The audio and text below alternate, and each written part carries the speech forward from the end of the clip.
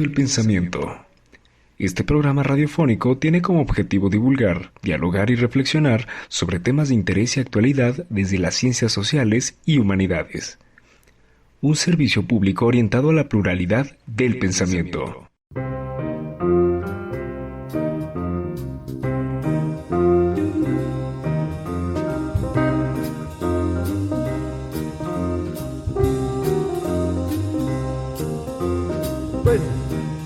Cuando Alejandro Magno, en la ciudad de Corinto, le dice a Diógenes: «Soy Alejandro, ¿qué quieres de mí?», este le responde: «Apártate un poco y no me quites el sol». Bienvenidos al carromato de hoy. Hoy hablaré sobre los cínicos. Esta frase con la que he comenzado es quizá la más emblemática de Diógenes de Sinope, que no es el mismo que Diógenes Laercio. Quizá sea el personaje más famoso de los cínicos, de la famosa Escuela del Perro, y la anécdota, aunque carece de base histórica, tiene un gran valor simbólico. Se cuenta también la anécdota en que Alejandro Magno afirmó que, de no haber sido él, querría ser Diógenes. La fascinación de la primera anécdota proviene de la emancipación de Diógenes de lo político, algo que un cínico rechazaba. Inclusive, el filósofo contemporáneo Sloterdijk dice al respecto que Diógenes no es cómplice de lo político, sino que le da la espalda al poder, un elemento significativo para la Grecia clásica en decadencia.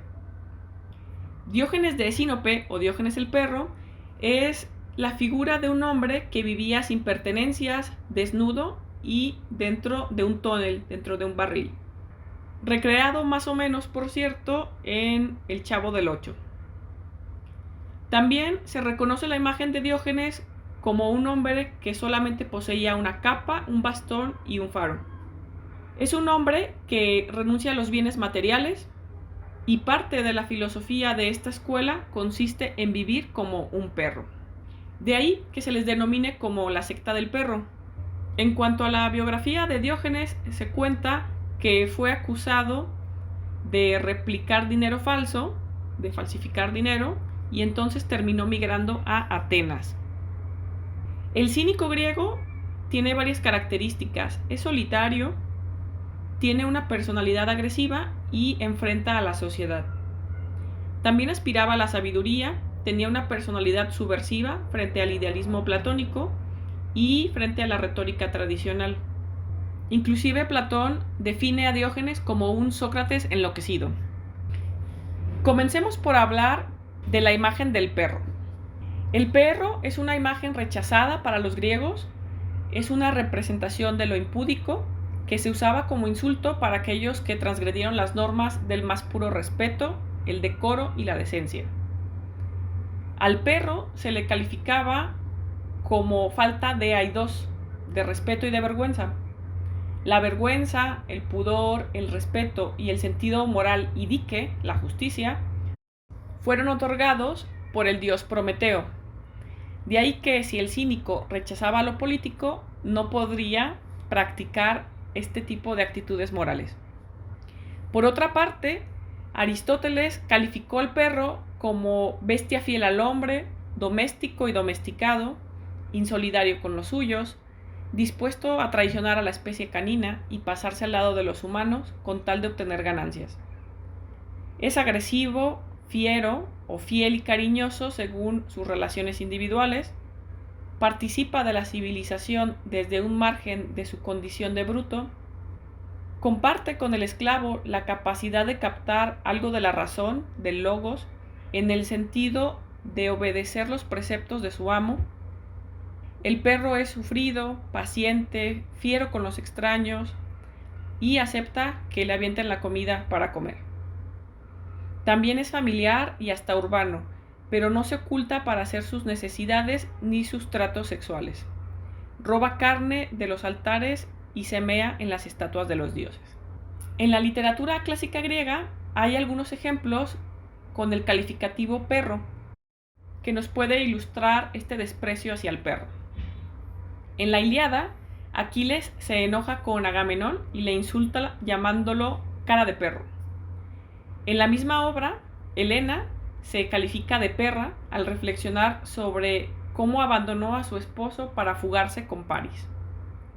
En esta misma obra, Zeus, enojado con Hera, le dice a su esposa: no hay nada más perro que tú.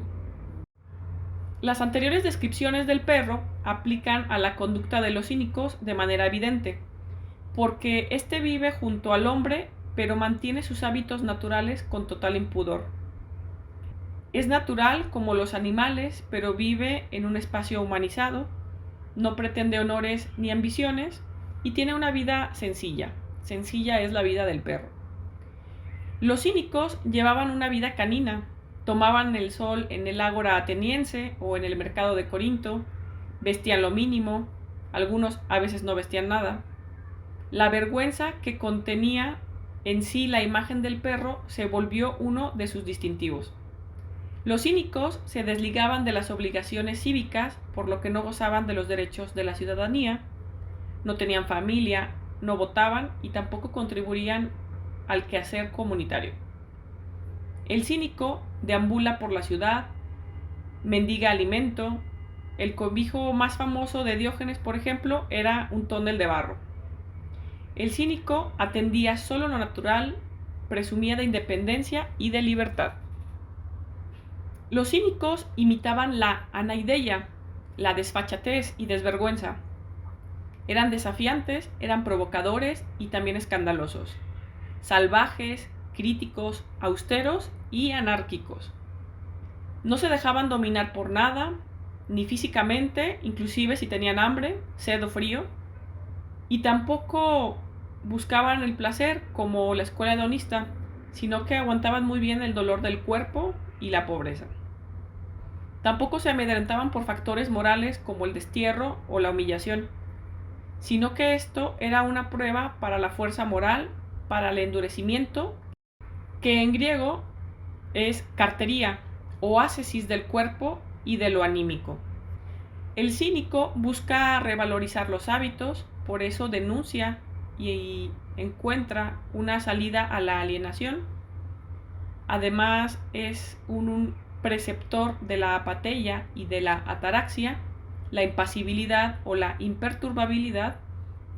Además apela a la indiferencia ante los beneficios de la civilización y al despojamiento voluntario de lo accesorio, para asegurar así independencia total y libertad. Los cínicos griegos fueron precursores de otros miles, que se encontraban dispersos en el mundo helenístico y romano, y fueron inspiradores por tener una filosofía práctica. Proponen un ascetismo hacia lo animal como el camino hacia la virtud, como negación a los refinamientos helenísticos de la civilización. Mientras que los hedonistas viven en la periferia de la polis, los cínicos se adentran en las entrañas de Atenas, una ciudad que se encuentra en quiebre económico, político, después de Filipo y de Alejandro Magno, y que estaba dominada por tiranos militares. Allí circulaba Diógenes, diría yo, performático, con una postura más bien ensayada y asumida, más que natural y espontánea. De hecho, el cínico, cuando la parresía prohibió a la comedia que se burlase de lo político y de los políticos, son los cínicos los que quedan, los que recuperan el uso de la sátira. Los cínicos griegos forman parte de un fenómeno histórico, resultado de alguna manera de la crisis de la polis griega, como una comunidad libre y autártica. Estos descaros o permisiones, intervenciones que tenían los cínicos, las realizaban, por ejemplo, junto a la columna de un templo y formaban parte de la contracultura. El primer cínico es Antístenes, que fue discípulo de Sócrates. Tenía una actitud irónica moralista, ascética y crítica. Así que perteneció a la famosa gran generación de estos filósofos griegos clásicos. También en algún momento se llegó a esbozar o especular que Sócrates adoptaba una actitud cínica. Antístenes decía que el individuo es bueno por naturaleza y asimila el mal por influencia de la cultura. Lo único que hay que hacer es volver a la vida natural, algo a lo que apelaba el cinismo, mediante pautas morales guiadas por la razón. Antístenes tenía un afán por el diálogo, criticaba a los políticos y a los demagogos, y aunque no fundó una escuela, como tampoco lo hizo Diógenes, sí tuvo 3 discípulos. Daba lecciones a las afueras de la ciudad en el gimnasio Sinoarges, en el que acudían atenienses de origen dudoso, un lugar para bastardos. Se interesaba por la retórica, por la poesía y por la exégesis alegórica de algunos mitos.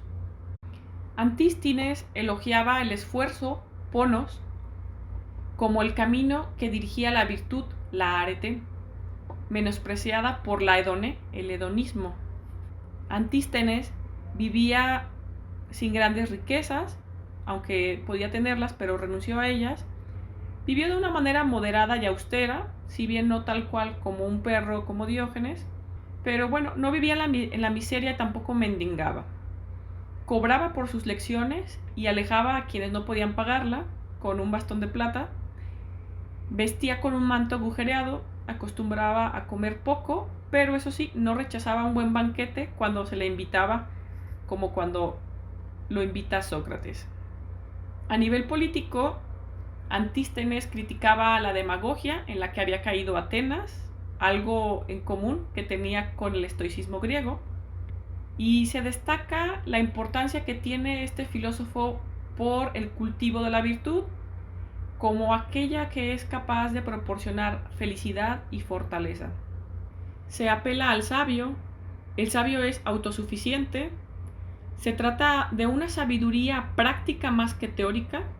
La virtud se expresa mediante los hechos, afirmaba Antístenes, y es ante todo moral. La virtud no necesita de muchos discursos ni de larga doctrina. Esta moral de Antístenes responde a tiempos muy duros, de crisis política y de cambios sociales. El filósofo se resigna a buscar en sí mismo su propia dicha en un momento de violencia y de demagogia. El máximo representante de la arete de la virtud es Heracles, a quien Antístenes le hizo muchos elogios. Simbolizaba la virtud, simbolizaba el esfuerzo, la resistencia y la austeridad. Para ser virtuoso se necesita de un serio entrenamiento, para que obrar virtuosamente sea un hábito. La ascesis que importa no es la del cuerpo, sino la del alma. No es la fortaleza física, sino la fortaleza anímica. Queda de Antístenes el planteamiento de un vago teísmo natural, la desconfianza hacia las religiones positivas y convencionales, así como la renuncia de los ritos cívicos. Rechazo por la adoxia, por la opinión popular, donde estimaba que la opinión de la mayoría no era una norma que mereciera respeto, ya que la doxa no era algo fundado por la razón, una consideración que debemos tener cuando vemos opiniones públicas. En cuanto al más famoso de los cínicos, Diógenes de Sinope o Diógenes el perro, en su biografía, como dije anteriormente, es desterrado o exiliado de Sinope, una ciudad que se encontraba al sur del Mar Negro, y después vivió, como indiqué, en Atenas y en algún momento también en Corinto. Realizaba en público actos de Demeter, esto es, necesidades corpóreas perentorias, como los de Afrodita, actos sexuales varios. Se unía físicamente a las mujeres que podía. Se recupera de los cínicos algunas máximas, sentencias o anécdotas memorables, porque recordemos que su filosofía es más práctica que teórica. Y bueno, de esta recuperación de ideas tienen la característica de ser muy agudas o chistosas, porque también tienen el objetivo de dejar gran impacto en la memoria del oyente. Es más un recurso didáctico que un combate con los discursos establecidos o elevados, por ejemplo, el de Platón. ¿Cómo es Diógenes? Diógenes, se lo pueden imaginar, es vulgar, irónico, antiteórico, antidogmático, antiescolástico. Eso sí, recomienda como iniciación al cinismo entrenamiento físico y espiritual. No es un papanatas, no es un charlatán. ¿Para qué? Para una vida que apunte a la virtud. Además, la ascesis tanto del cuerpo como del alma, no hay que olvidar eso. Así que se está preparando de esta manera para los embates de la vida, para los azares de la fortuna, y que ni el alma ni el cuerpo puedan rechistar de ello. Tal impasibilidad o tal endurecimiento físico y espiritual son los que van a conquistar la arete, la virtud. Una vez que tenemos mente y cuerpo entrenados, el sabio desprecia el placer, no cae en el deleite, tampoco es susceptible o vulnerable a este. Hay un placer peculiar en el rechazo de este, que es el goce de la libertad. El sujeto se vuelve libre cuando no es víctima del hedonismo. La libertad es muy importante para Diógenes. La individualidad reconoce las leyes del perro, de la naturaleza. Solo hay un gobierno justo, la naturaleza universal. Se recupera por ahí esta frase de Diógenes. De modo que rechaza a lo cívico y a la ciudadanía, y algo muy significativo para la época es que renuncia al politeísmo. Los cínicos también niegan a la familia y a la propiedad privada. La utopía creada por Diógenes en una república ideal habla sobre la igualdad de los sexos, la educación tanto para mujeres como para niños. Sabemos que solamente unos cuantos tenían acceso a la educación y que mujeres y niños no podían acceder a ella, solo los varones. Además, excluía conocimientos como la geometría, la astronomía y la música, junto con otras enseñanzas que le parecían innecesarias e inútiles. Y bueno, desdeñaba de manera general a las ciencias y por supuesto recuperaba la ética. La actitud de Diógenes es mordaz, es denunciativa de las convenciones y es un filósofo muy práctico. Recibe influencia de Antístenes y en algún momento expresa: desde que me liberó Antístenes jamás fui esclavo. Me enseñó las cosas que son mías y las que no son mías. Lo poseído no es mío. Parientes, familiares, amigos, fama, lugares, modos de vida, todo eso no son sino cosas ajenas. ¿Qué entonces es tuyo? El uso de las representaciones imaginativas. Nadie puede impedirme, nadie puede forzarme a usar mi imaginación, sino como yo quiero. Recupera Epícteto sobre Diógenes el perro. Hay dos hipótesis sobre la muerte de Diógenes. Una de ellas es que murió por mordeduras de perros y la otra es que murió al no poder digerir trozos de un pulpo crudo que comía, ya que Diógenes rechazaba el fuego, que representa lo civilizador que comenté hace un momento sobre Prometeo, como un signo de renuncia. En algún momento Diógenes dijo que tras su muerte le gustaría ser alimento para perros y pájaros, así que si efectivamente murió por mordeduras de perros, pues se pudo haber convertido efectivamente en ese alimento. Volviendo al cinismo como contenido ético y en cuanto a su filosofía, el cinismo practica la ética y la ascética, el cuidado del alma, el menosprecio por la fortuna, acepta la parresía, la libertad de la palabra, apremia el esfuerzo, la libertad, es algo que valora demasiado, la autarquía, actúa en favor de la virtud, la arete, para alcanzarla mediante el esfuerzo. De la misma manera que los estoicos, la belleza no importa y no aporta nada a la virtud. El cínico actual no es como un cínico griego, el de ahora es más un desvergonzado, para nada practica la ataraxia ni la ascesis. Y para cerrar este podcast he recuperado un poema de Mario Benedetti con el que me gustaría cerrar y que estaría dedicado a los cínicos contemporáneos. Se trata de qué se ríe, de Mario Benedetti.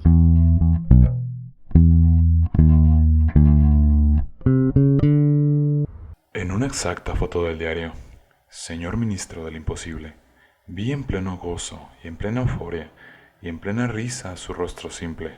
Seré curioso, señor ministro. ¿De qué se ríe? ¿De qué se ríe? De su ventana se ve la playa, pero se ignoran los cantegriles. Tienen sus hijos ojos de mando, pero otros tienen mirada triste. Aquí en la calle suceden cosas que ni siquiera pueden decirse. Los estudiantes y los obreros ponen los puntos sobre las íes. Por eso digo, señor ministro, ¿de qué se ríe? ¿De qué se ríe? Usted conoce mejor que nadie la ley amarga de estos países. Ustedes duros con nuestra gente, ¿por qué con otros son tan serviles? ¿Cómo traicionan el patrimonio, mientras el gringo nos cobra el triple? ¿Cómo traicionan usted y los otros, los adulones y los seniles? Por eso digo, señor ministro, ¿de qué se ríe? ¿De qué se ríe? Aquí en la calle sus guardias matan, y los que mueren son gente humilde, y los que quedan llorando de rabia, seguro piensan en el desquite. Allá en la celda sus hombres hacen sufrir al hombre y eso no sirve. Después de todo, usted es el palo mayor de un barco que se va a pique. Seré curioso, señor ministro, ¿de qué se ríe? ¿De qué se ríe?